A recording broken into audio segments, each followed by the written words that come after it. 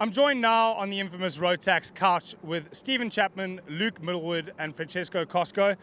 These drivers are the drivers of the new E10 project, and Steven Chapman heading up the E side of the Rotax company, looking after the electric vehicles.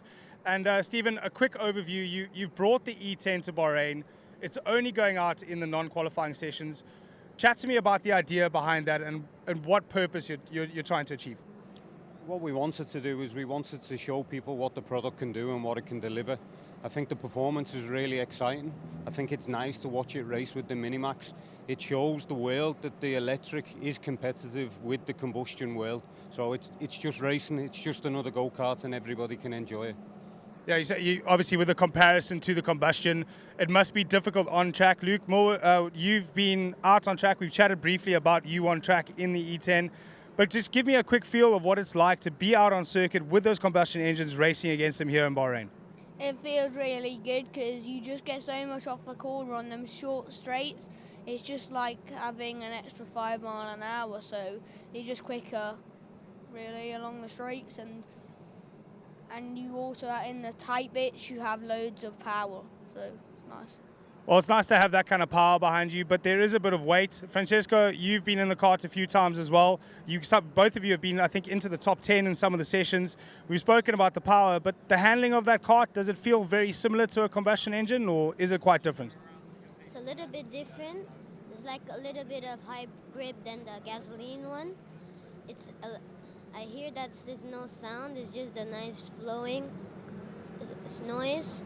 I feel that is just fast, and I have a lot of grip coming out to high-speed corners and slow corners. Well, Steven, just chat to you quick about that high grip situation. Is that because of the weight of the batteries that it does allow the car to have a little bit more grip? We've developed the kart so it's quite neutral. We have pretty much 50-50 left and right weight and 60-40 front and back. So let's say the balance of the kart with a normal size drive is really good. As a vehicle to drive, it's nice. The more grip comes from that neutral weight balance that it has, and all the weight's quite low and central, so this helps with the handling of the kart. Now, a few questions that I've heard or been posed to me when talking about, because obviously I drove the E20 in Sano, I have spoken about it when I got home to South Africa, was it must be terrible to have that downtime waiting for it to charge for hours. But obviously that isn't the truth. It's a 1-to-1 basically charge to run ratio, if I'm not mistaken. Yeah, this is it. What we did when all the learnings we had from the E20, we applied in the E10. And basically we have about 35 minutes roughly for charge. We're doing 15 minutes on track, and we're actually coming off with still 40% battery. There's more than enough capacity in the battery for anybody to use this as a racing product in a normal timetable. As we said before, the performance is there, also the autonomy is there. You can do enough laps, it's more than enough. Well, it's very, very refreshing to hear that quick charge and you get the time on track. But another feature that I want to discuss with the drivers, Luke, you've got the boost button. Tell me about that.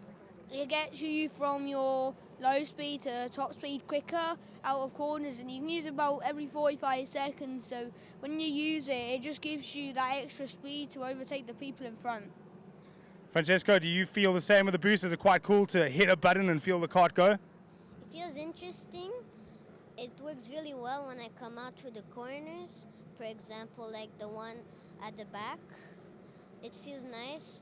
I have a lot of boost. I feel it really quite a lot, and I feel happy with it. Well, another thing about the E10 that is as new, and I've heard around the paddock, is that it will soon be available to distributors and available for purchase in other countries outside of just the Rotax Grand Final.